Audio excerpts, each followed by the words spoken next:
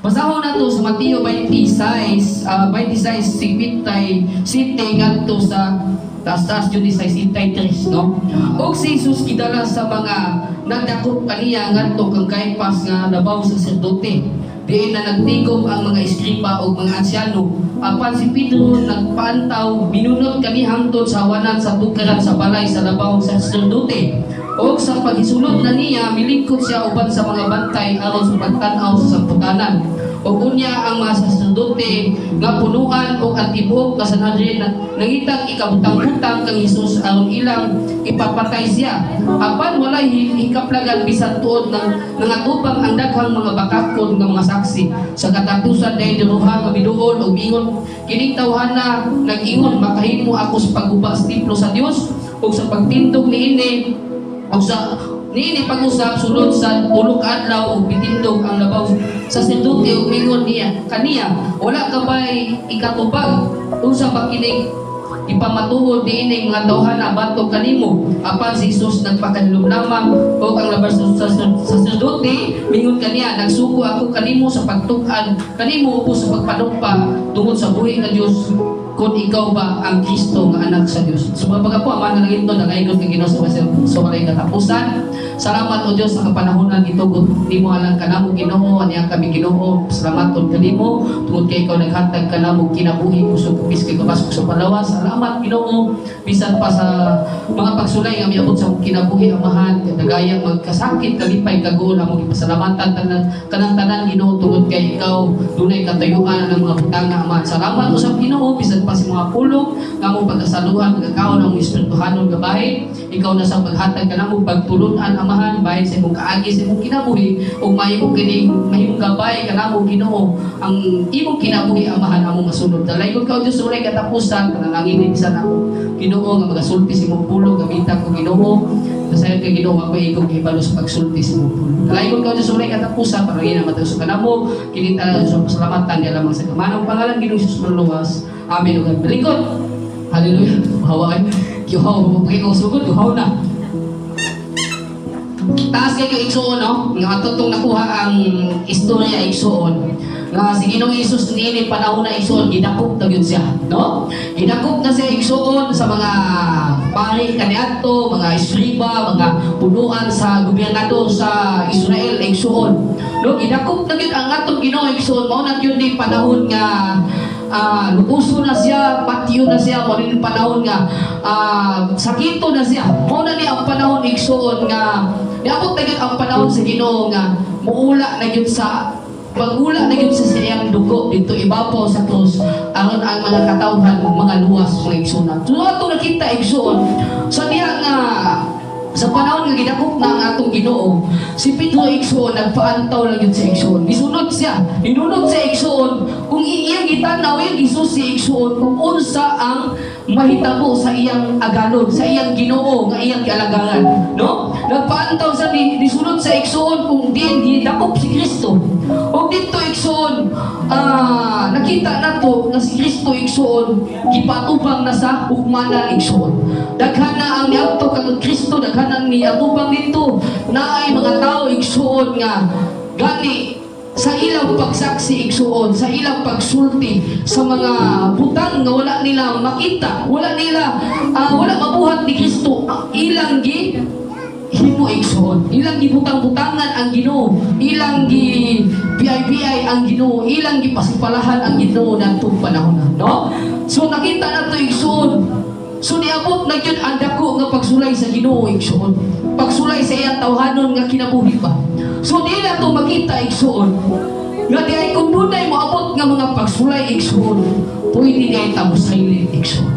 Amen? Pwede tamo hilom igsuon. Nga bisan butang-butangan ta, daoton ta ang atong dungo. Pwede ta igsuon dili usulti. Nganuman kay dunay Dios nga sa saktong panahon mabutyag ra ang tanan, no? Dili na pwede igsuon nga sa diha nga naatay mga pagsulay grabe po ng atong mag-abugili sa atong kasing-kasing ba. Gusto po ta mo sukol, gusto po ta mo balos, gusto po ta mo himo ug lakang nga di ay dili nito ang ayan atubangan sa Ginoo. So kita naon nato ang kinabuhi ni Kristo sa diyang gihukman na sa igsoon. So atong makita igsoon nga daghay mga tao igsuon nga nagbutang-butang og istorya, no? Mga taong bakakon nga nagsaksi ug sa katapusan dunay niingon nga kanang tawhana nag-ingon nga gub-on niya ang templo sa Dios ug tukuron niya sa tulong ka adlaw. Pero ang pasabot ni Kristo igsuon, ang templo igsuon nga mao ang lawas ni Kristo nga mamatay ilawom sa yuta igsuon ug mabanhaw siya sa tulong adlaw. Mao na ipasabot ni Kristo igsuon. Pero ang pagpasabot sa mga paring sa sacerdote kadto yung templo nga gitukod igsuon katong templo gyud ba galing simbahan gyud. Pero ang wala nila masabti ang mensahe sa atong Ginoo igsuon. Pero ang gibuhat nila igsuon, ila siyang gibutang-butangan, no? O istorya. Gidaot ang dungog sa Ginoo, pero unsay gibuhat sa Ginoo. O kini matud pa dire og mitindog ang labaw sa sacerdote pare og miingon. Unsa may imong wala ka ba ikatubag niining pagpamatuod niining mga tawhana batok kanimo? Apan si Jesus nagpakahilom lamang. So bisan day igsuon at ugat tag mga sakit nga mga pulong, sakit nga mga pagdaot, sakit nga mga unsa pay moabot sa atong kinabuhi. Kung kitay natungnan ana igsuon, ang ato day buhaton igsuon, magpakahilom na. Diba? O day si Kristo igsuon. Pero usahay ang Kristohanon, hindi takapugong. Sa akong kinabuhi kami ato igsuon experience na ko, niagi yung ko. Kalabitang walang struggle, igsuon, labi na sulod sa iglesia. Hallelujah. Ato din buhaton, igsuon, mupos neta sa social media. Dito nato ipatgawas at tanang pagbati nato. Ahon igsuon, mapansin yun ta. Ahon yun nga makita yun ang atong pagkaisog. Ay, kinig Kristohanon, isog magod eh. Ay, isog ni Kristohanon, dili ni magpapildi. Hallelujah.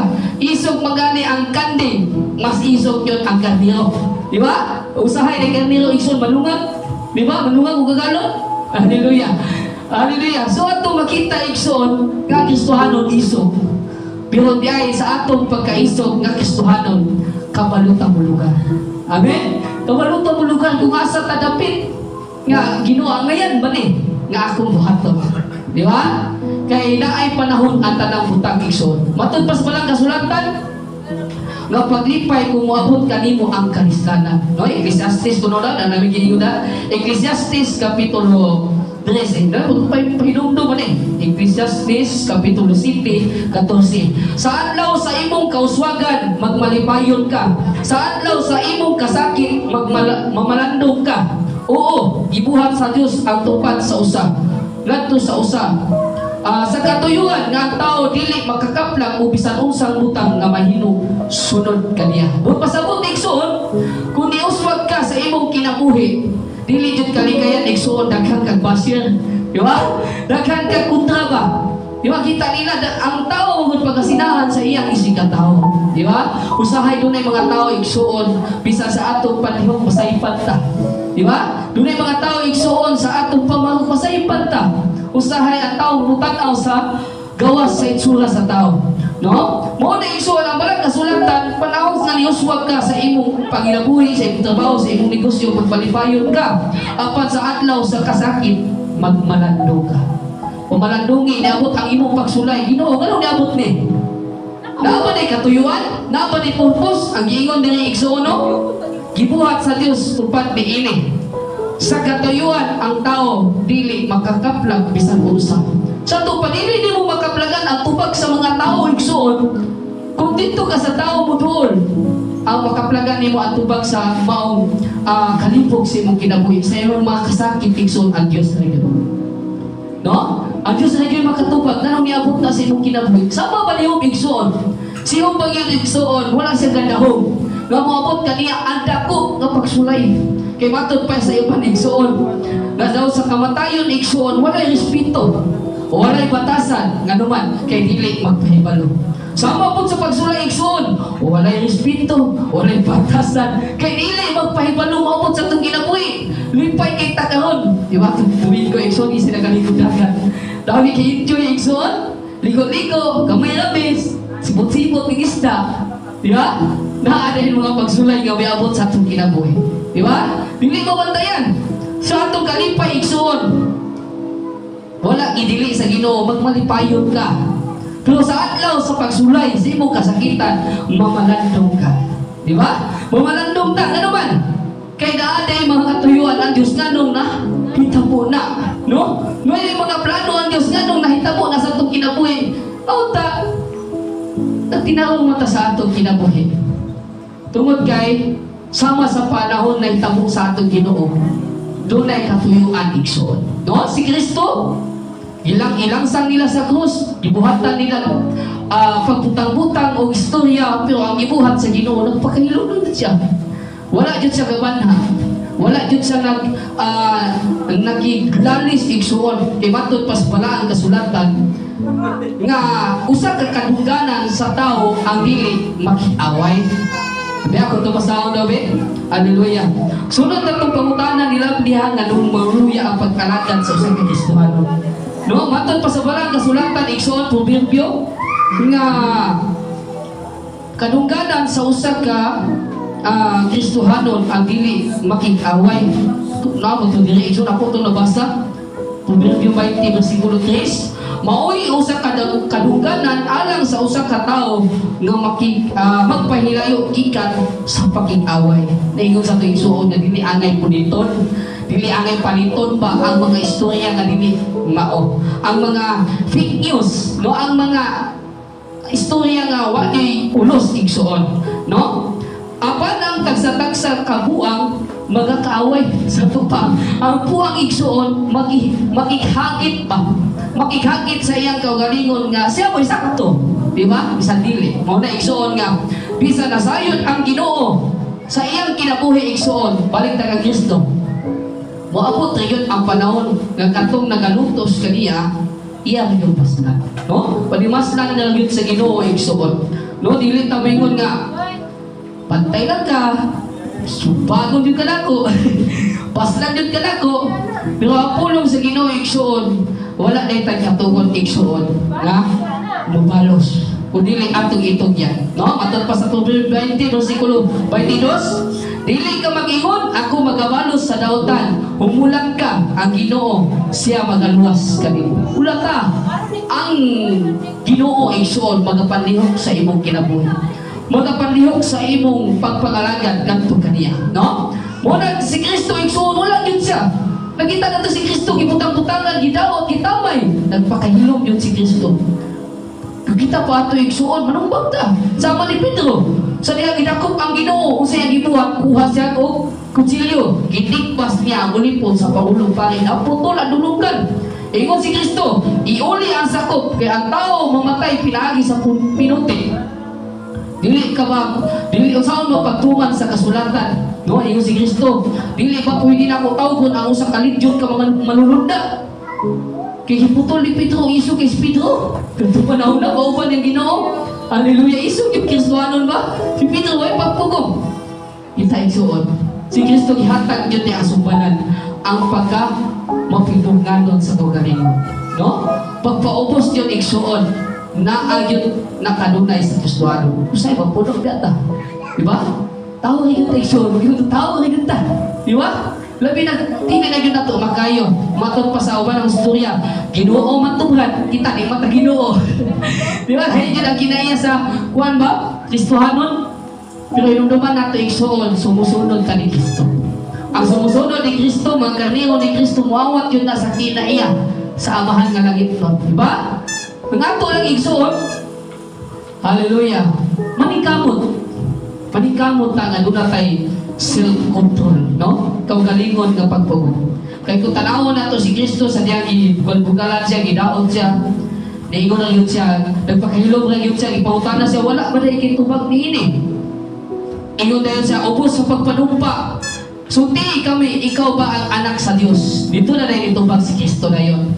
Ningon na yun siya nga, kung makita ninyo ang anak sa tao, magalingkod, sinapwang sa mga panganon. Pasahon mo sa bahay, no? Apan ang anak sa tao, mupahawa, sumala sa naisulat. Hindi mo.